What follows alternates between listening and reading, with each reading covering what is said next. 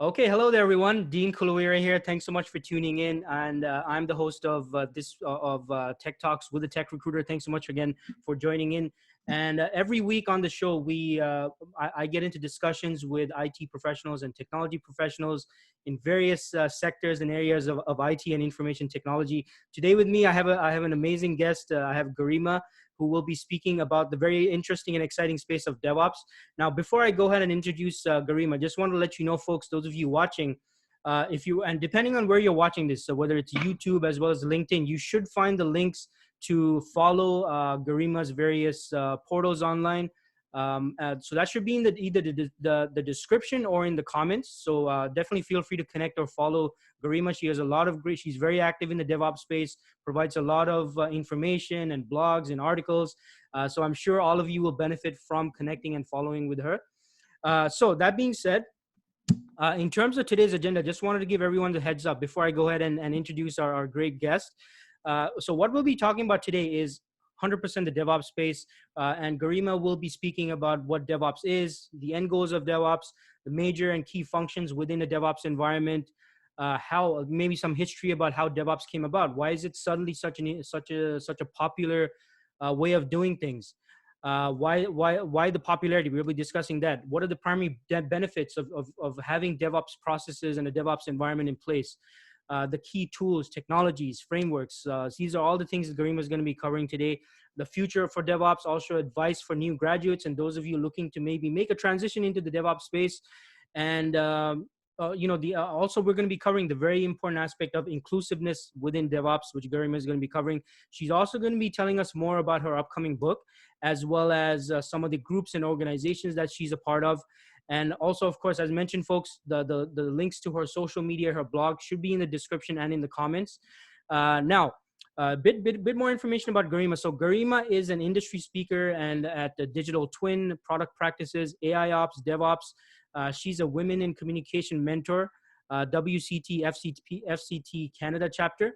She's the co-creator of Continuous Product-Oriented Practice, co-founder of DevOps Community of Practice Canada, with 500 plus leadership contributors in this organization. She's the core-organizer of the DevOps Summit in Canada, and she's the board of advisor Health 4.0 Institute. So look, obviously someone very passionate, very involved in the DevOps space, and I'm really looking forward to the discussion today. And without further ado, Garima, thank you so much for your time and welcome to this week's episode. Thank you. Okay, awesome. So Garima, we're gonna get right into the questions now. Garima, to kick things off, can you tell us what is DevOps and what are its end goals? So it's $1 billion question, isn't it? Yeah, that's right. That's right. So I think for the best interest of the viewers, I would say there is a lot has been written about DevOps. There are a lot of books around and there is internet material around it, but it does not establish a global vocabulary for DevOps. So my own interpretation what DevOps is, with being in this space for 5 years now, I primarily feel DevOps is a cultural movement. Right. Created by IT practitioners. And why it came into existence was there was a huge silo between where DevOps development organizations were working and how operations organizations were dealing with releases, maintenance of the software. So this was a huge gap, and this cultural movement was started to fill this gap, bridge this gap, in order to bring these two organizations together to see how we can introduce speed, innovation, and agility in the system. And having said that, these can be an end goal for the DevOps-oriented organizations, but with the view that it introduces customer value as a focal point. So it's a cadence between how you maintain agility, how you enhance innovation, and how do you maintain the speed needed for the software industry to cope up with the emerging trends and emerging technology and usability for software. So that's how I would describe DevOps. Okay, that's awesome, Garima. So from what you're saying, it's a way of doing things. It's not like for example, it's not like a programming language or a specific tool or a specific technology or a specific something. It's a combined kind of way of doing things. Would that be accurate for me to put it like that? Right. And then from the way of doing things, you develop practices. Okay. You develop certain capabilities in the system. And we can talk about these capabilities as we go along in this conversation. Yeah. I would also like to reflect that to me, uh, DevOps is leading by three principles. That's optimization of flow, enhancement of feedback Mm. loops, as well as how to introduce experimentation. And if you think about these three principles, you will be able to understand in this conversation ahead in time that what DevOps brings on the table. Okay, awesome, awesome. So Garima, can you tell us a bit more of like what are the major like key areas and key functions within a DevOps environment? Okay, so in order to answer this question, because there's a lot of discussion going around what DevOps does do and what DevOps doesn't do. There are tons of DevOps tools available in the market. There are people talking about practices. I would actually approach it in a different manner. I would approach it from a problem, that what kind of problem DevOps is solving, and then the viewers will be able to understand what are the key practices Okay, which okay. are taking this movement forward. So uh, with my experience with DevOps for 5 years, and I have interacted with different industry practitioners, I see and feel that there were two different kind of problems in the system which the industry was trying to solve with DevOps. One type and segment of early adopters were people who were having slowness in their operations capability, operations function. And the other industry segment was looking at how to improve software development life cycle, how to build Mhm. pipeline and integrity in the system, so that they can integrate a larger set of developers in the ecosystem of development, right? Ah, So okay. these were the two different aspects when I look at it as early onboarders to DevOps. Now, these two types of early onboarders started hitting the problem in two directions, and that's where the conversations started to get more complicated. So if you think about like the why, if the operations organization is thinking about removing defects, reducing scrap, reducing deviation in the system, so they actually started looking at, okay, how am I dealing with my infrastructure? Mhm. Can I make my infrastructure uh, uh, uh, integrated in the environment, and build infrastructure as code components, so that Mhm. it brings visibility, transparency, integrity into the system. And I can also ensure that every time I go into a prod environment, pre-prod environment, the environment looks the same. So what are the immutable components? So this is like the operations organization. When it comes to how development of centric organization started looking at defects and scrapping of code, as well as reducing the deviations in the system, I said, okay, why shouldn't I have a integrated CI/CD pipeline where all my developers, all my testers can come together. They can branch out their code.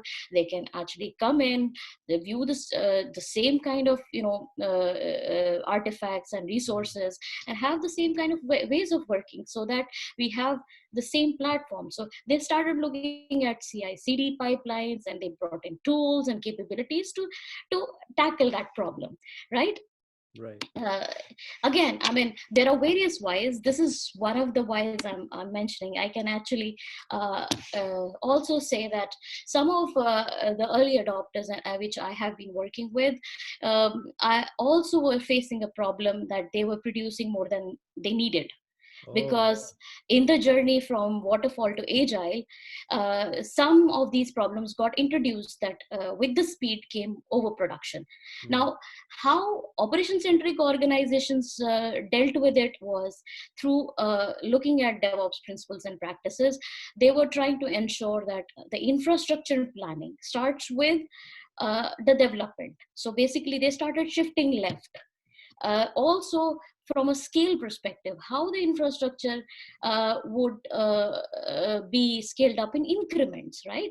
Mm-hmm. And lastly, assessing cloud adoption and optimization techniques. This was like from an operation centric point of view. Now, when you come to development centric point of view of overproduction, what was happening is that in the view of making it smaller and faster, it kind of became a problem statement in some of these dimensions. So then these development centric organizations started looking at MVPs, right, minimum viable products, and how you can loosely couple your environment into microservices so that you can actually build faster time to market releases, so that you can get quicker feedback, right?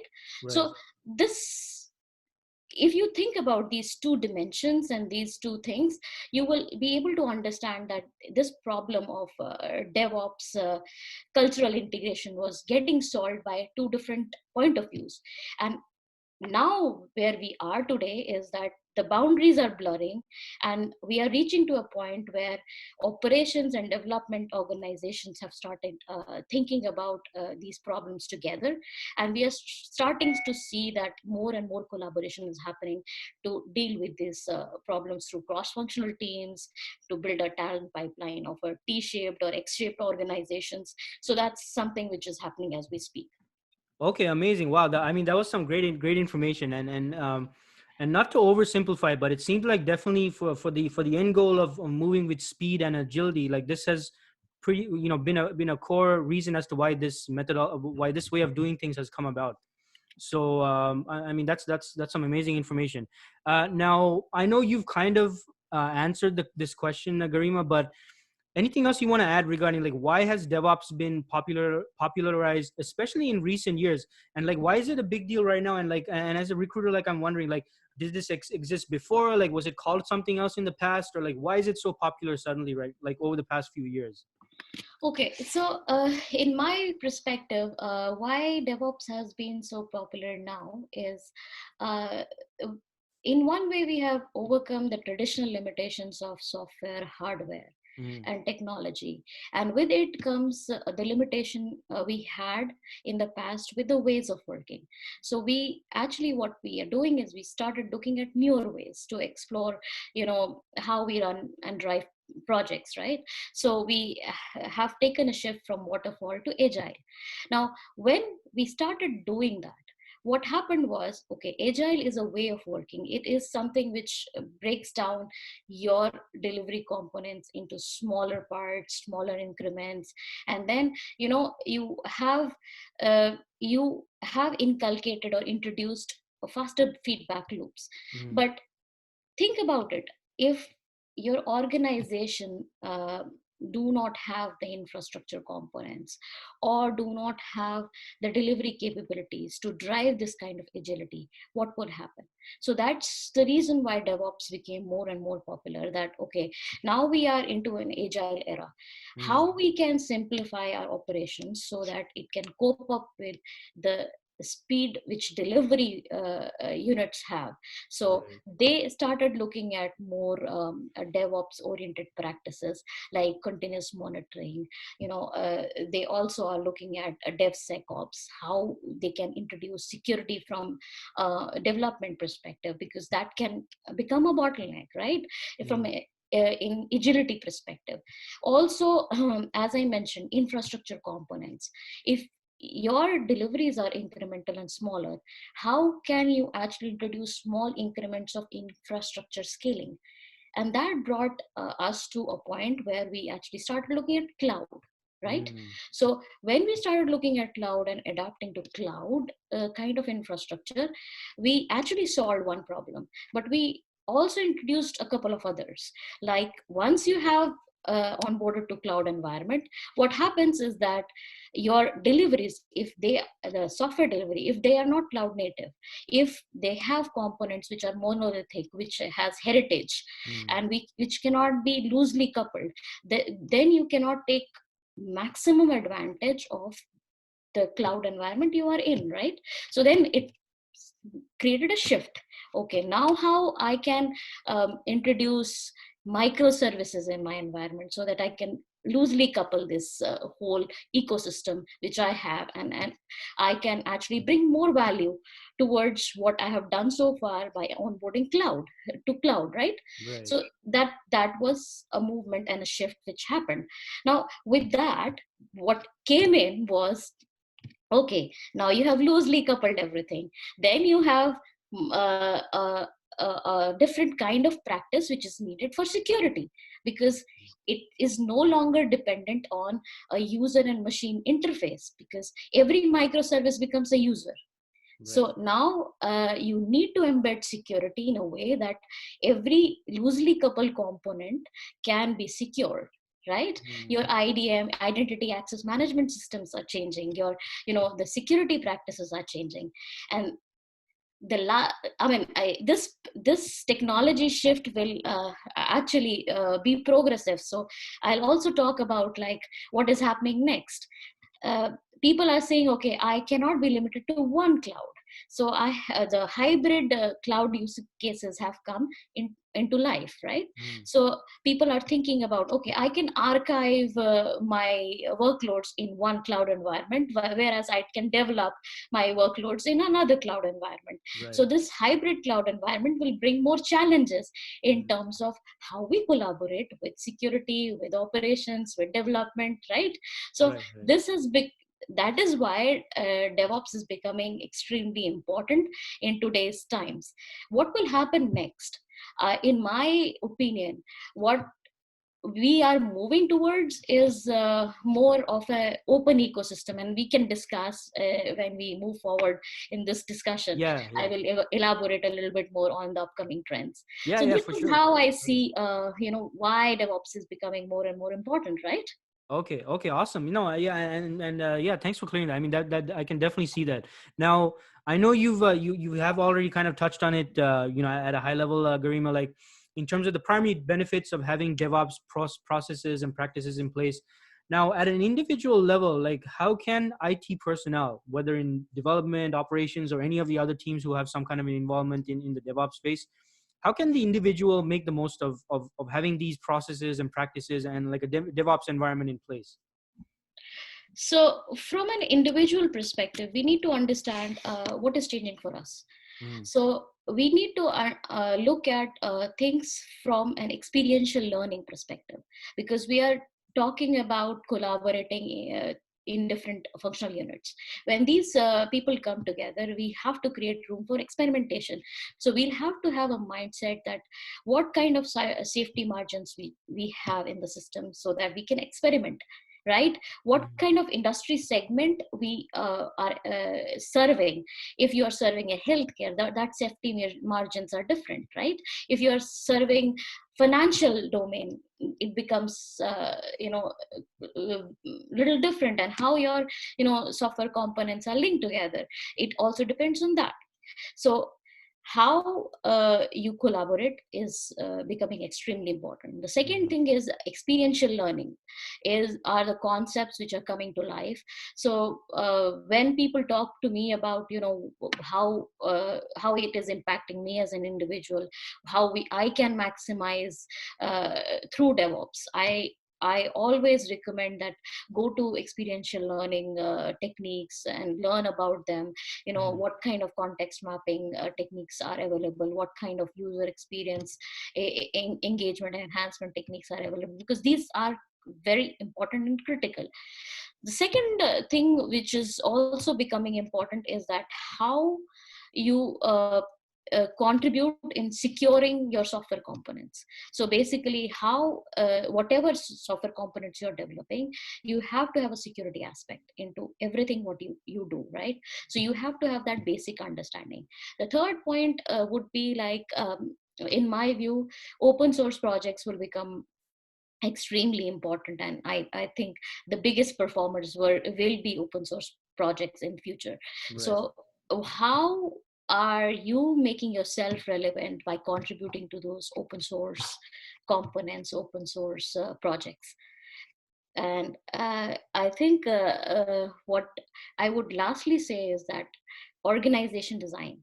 So when you think about all this, these trends, I also relate that the organization design itself will become more open. So what it means is that with 19 million plus developers in the community, how Wow. we will collaborate becomes interesting. And maybe in the future, there will be lesser and lesser employees in the system. It is more like a contingent workforce which you're bringing in, and you're, working together as community of practice, building up those concepts. So you need to kind of ensure that you understand the open design, organization design concepts, what kind of, skill set are needed in to Yes. survive in that context, and also contribute in a way that it creates value. Okay, amazing, amazing, Garima. And from what you've said so far, what I'm also getting is how important collaboration appears to be. Yeah. Okay, awesome, awesome. Now, again, speaking more so regarding the key challenges in the DevOps environment, Garima, can you speak a bit about what are some of those key challenges? I know you've touched on them so far, and how can the individual best navigate these challenges within a DevOps environment? So I would say suggest look at it from three perspectives. The first and the biggest challenge would be like how you are building next generation teams. Mhm. So these next generation teams should not be creating new kind of silos. So when I hear about like DevOps teams, so I actually like to rather question what is DevOps team, and is Mhm. how is it different from your development and operations team, and is it like the the whole intent of creating a DevOps team, is it collaboration, or is it creating another kind of silos? This is a challenge because there's no typical team structure which can be put forward. It is based on the maturity of an organization where you are, right? Mhm. And what is uh, is a viable solution for you as an organization to put forward, right? So that's one thing, and it's a big challenge, and people are talking about how to kind of not only look at reorganizing, restructuring, but how to build up skills in order that people should collaborate, how you build incentives in the system so that people are enticed to collaborate, right? Mhm. The incentives should be there, and also uh, your onboarding to DevOps and the speed of onboarding to DevOps will be directly proportional to the trust you have in the team. So Right. how do you build that trust is a challenging area, and it has a lot of lead time in it. So people have to think through how they have to craft it. The second area I would say, and it is also very critical, is technology. Mhm. So when I go and talk in these meetups, and in 5 seconds, these talks, DevOps talks, become technology talks. Yeah. So I would say that this is a challenge because technology is also is only an enabler, right? Mhm. Of course, we want to bring technology closer to the user, but you need to kind of work on the intent. Like what is your why? What is the purpose of bringing that technology in? And if you're talking about like DevSecOps, the culture of security, and how do you bring that aspect, and how do you upskill people to use that technology is more important than technology itself, right? So, and the tools itself. So that's second aspect. The third aspect, I would say that a lot has been discussed about ITIL versus DevOps and Agile Mhm. versus DevOps. So without going into all this discussion, I would say process.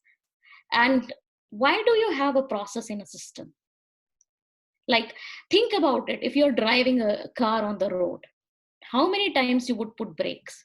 Mhm. It depends on how much you know that road, how much you trust the other drivers, how many speed breakers are there on the road, right? So the your process is basically, if you can think about your process like this, so it is based on, it's directly proportional to trust. Mhm. So build a process which works for your organization, where you are in your maturity journey, You cannot put a process which is DevOps oriented until and unless people have built collaboration, people are at the same level. You cannot leave people behind, right? So Right, you right. need to upskill them, you need to make them understand the why, and then people will naturally trust each other. You don't have to put speed breakers on the road.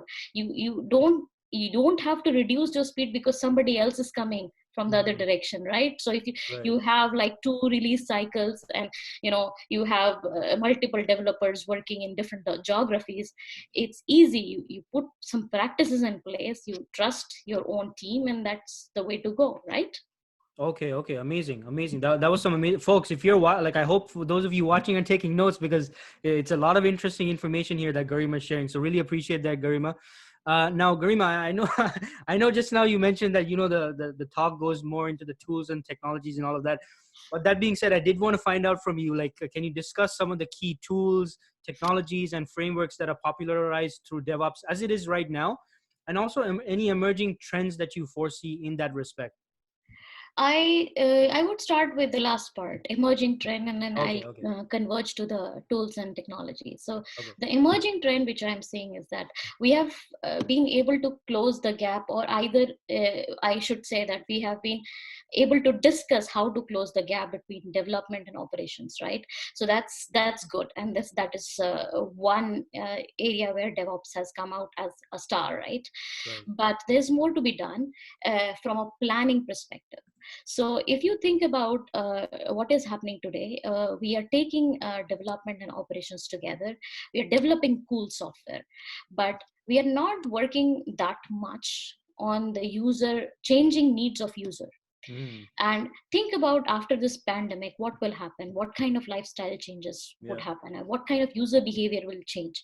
So how do you actually assess, gauge that based on your user need, what should change from a planning perspective, where your strategic investment should go, what kind of features would be more valuable in this context. So I would say that this is an emerging area, and the continuous product oriented practice which I have co-created with one of the companies I volunteer for. This practice is basically looking at that dimension. And if you think about what is the end goal, you want to build cool products which create Yep. value for the user, right? Yep.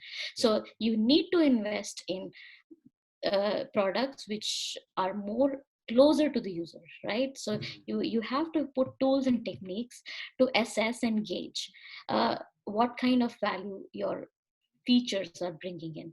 And if you think about it, that every feature will have value, will have risks, will have depth. So you have to look at it as a as an investment together. So one feature, how many risks it is bringing in, how many technical depths it's bringing in, are you investing more than what is needed in that value? So how do you do that? So you should have a value radar, right? And this is a tool which we have created through this practice. You also have to have techniques which are onboarding empathy mapping, concepts, context mapping concepts. You cannot produce the goal is not only to produce faster software features. The goal is to produce valuable software which can improve life index for people, right? Mhm. So if you think about that, then all these tools and techniques, and what is the user journey in this, why we are not able to onboard healthcare in that manner to technology than in other industries. Right. So basically, what is your user journey, what kind of users you have, how much awareness is needed, what kind of features you need, what kind of user interfaces are needed, all that if you put together, you will understand that that part, that planning aspect where you kind of interacting and having more engagement with the user, is something which is emerging. And the tools and techniques, as I mentioned, continuous product oriented practice is one of them.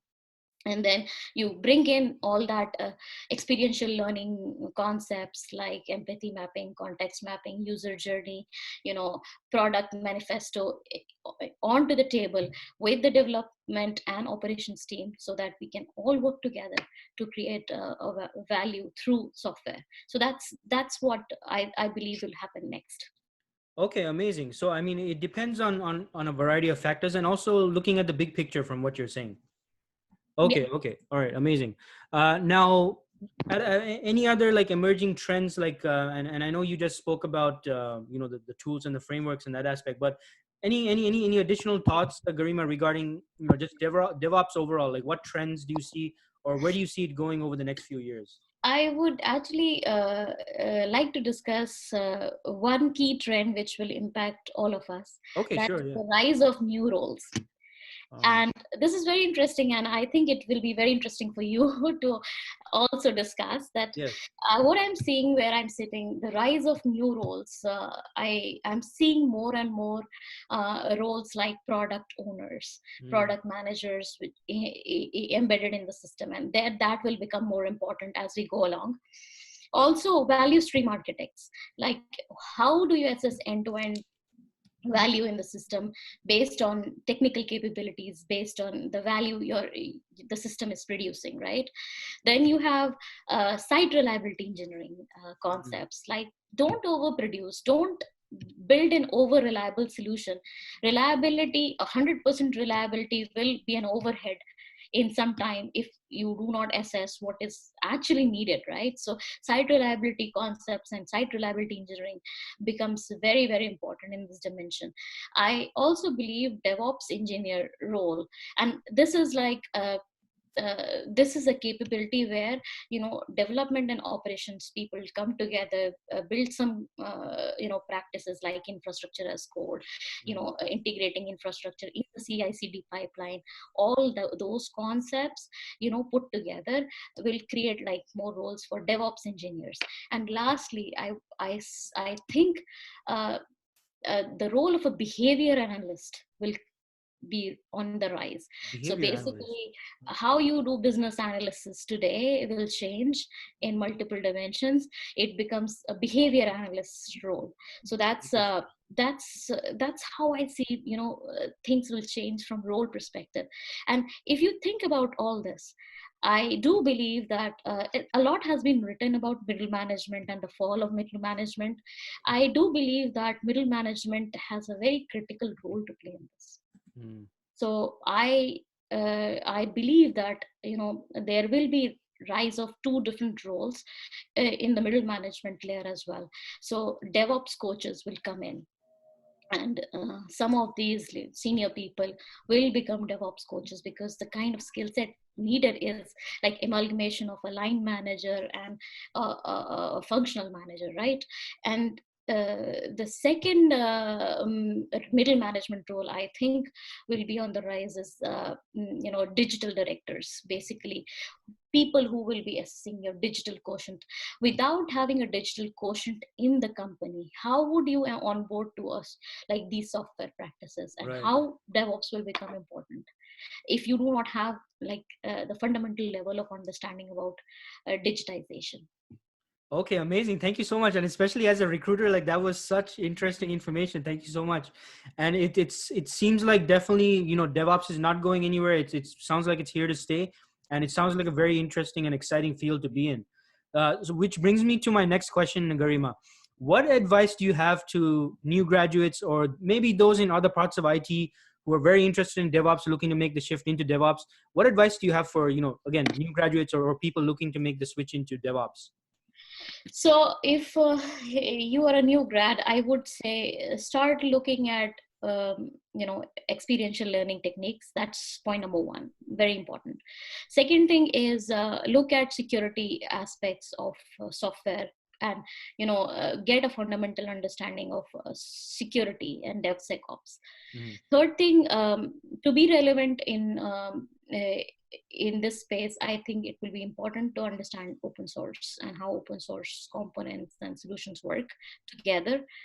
And lastly, how do you create opportunities for others? How do you sponsor opportunities for others is important. Even if you are new grad, do you volunteer in some of these open source Mm-hmm. projects? Do you volunteer in any of the meetups or any of the events which are happening from software point of view? And how do you bring that collective knowledge back is important. And I think a young generation, new grads have a very important role to play in this, because that is culture building. Yeah.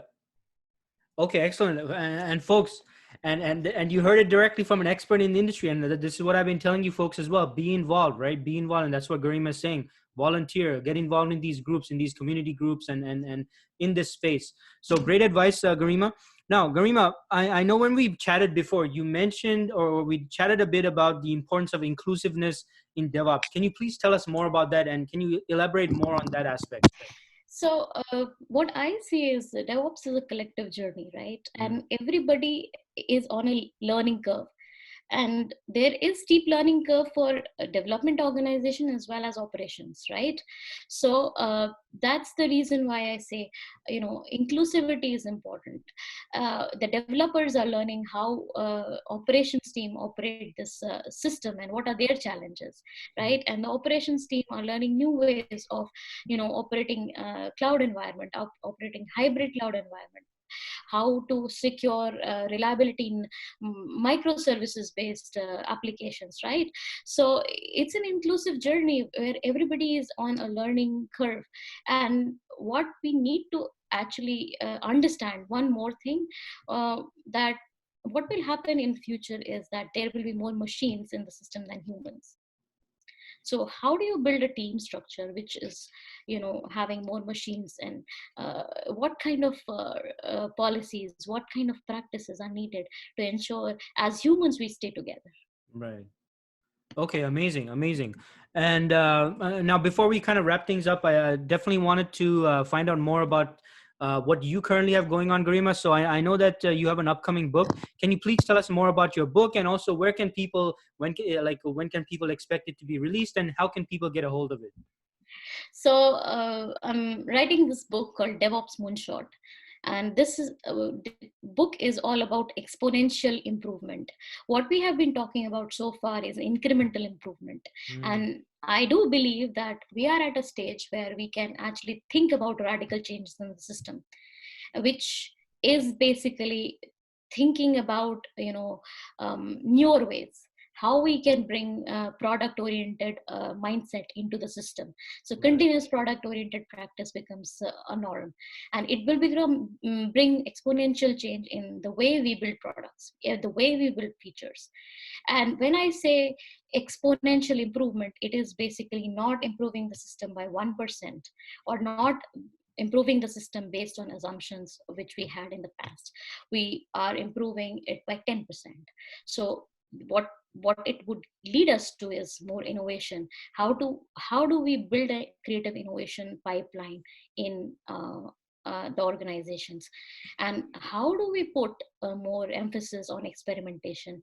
Do we know our safety margins? How do you kind of integrate all this software challenge with the industry segment knowledge which industry experts have, whether it be financial segment and healthcare environment, supply chain, whatever it be? So this is where DevOps will play an important role. And as I also mentioned, that there will be more machines in the system than humans. So there will be a different level of cultural collaboration which is required. We also would need to look at policy and governance in a different way altogether. And how do we make policies and governance at a level where we can actually say that this software you can trust? How do you build a framework of trust in the environment, so that you really know that if you are downloading an app, it is trustworthy. If you are actually working on a software piece, it's mm, it's secure and safe. So that's where the book discusses a lot of things, and are also around like our open organization design concepts, because without that it's not possible. I right. would say that the book is intended to be released end of this year. Wow. And obviously I'll e-publish this book, so I'll stay tuned for more information about how to get.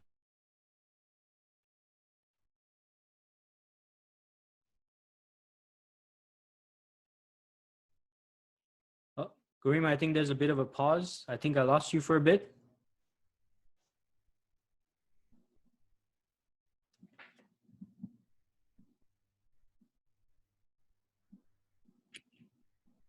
Oh, sorry about that. I think there was a bit of a delay there. Apologies for that. But yeah, as you were saying, Garima, you said that the book will be available at the end of the year. Yeah. And I did cut you off for a bit. So can you please repeat what you said? So I said that the book is available end of the year, and I e-publish this book, but I'll let you know more about how to get hold of this book in the upcoming months. So stay tuned. Okay, awesome. Sounds good. Sounds good. And again, folks, make sure you follow and connect with the Garima. We'll get into where you can follow her shortly as well. But again, the links will be posted in the description or in the comments. Now, Garima, you are involved and are the co-founder of a couple of key DevOps groups as well as summits. Can you tell us more about those organizations as well as any of the summits you're involved in? Yes, so a very important discussion is happening right in Canada on November 2nd and 3rd. So I would like all of us to join hands in that DevOps Summit. This is our second year of running the summit. We will bring uh, global speakers. We have an integrated format. We had run this last year as well, with online, virtual, as well as face-to-face engagements. We are keeping a close eye on the COVID situation. So whatever the policies would allow us to do in the context of face-to-face, we would do that. But the summit has also a virtual component, as well as we have a lot of workshops, a lot of talks, as well as some fun games as well. So if you are a DevOps enthusiast, I would like you to join us and continue this dialogue in the DevOps Summit. I also run the DevOps community of practice in Canada, which has 500 plus leadership contributors. So if you are interested to know what is happening in this space, what are the upcoming trends, we host every month one online event. So you're most welcome to join and also contribute to this community of practice. Let's make it big in Canada. Okay, awesome, awesome, amazing. And also, Garima, can you tell us more about? I believe you're also an advisory for a consulting firm, I believe. So yes, I'm on the board for Capital Carbon Consulting. It's a Canadian IT firm, and their mission and vision is to support small and medium enterprises in their digital journey. So basically, I'm engaged with the team there to help them on board to this vision and how software can support this. I'm also the board of advisor for Health4.0 Institute. It's an initiative founded in Canada, in Ottawa, right in the heart of the city. And the basic agenda is all for health. Basically, health and well-being is becoming such an important quotient of our ecosystem. So how we as individuals can support this initiative, and it has like different dimensions. Health 4.0 summit is also coming up. It's June 4th, so you can go online and check. But that's something which is an upcoming discussion for all of us to participate, contribute, and to understand how the ecosystem of health will change from now. Okay, amazing. And Garima, just so our viewers know, you will be posting about these events. You'll be giving people a heads up on social media. Yes. Okay. Okay. Yeah. Okay, perfect. And finally, I will be sharing the links, Garima. But what is the best way for people to follow you or connect with you? Are you open to people connecting with you on LinkedIn? Yes, I promote people to connect me on LinkedIn, as well as my Twitter handle. It's Bajpai Garima1. So you can follow me there. I'm active on Twitter.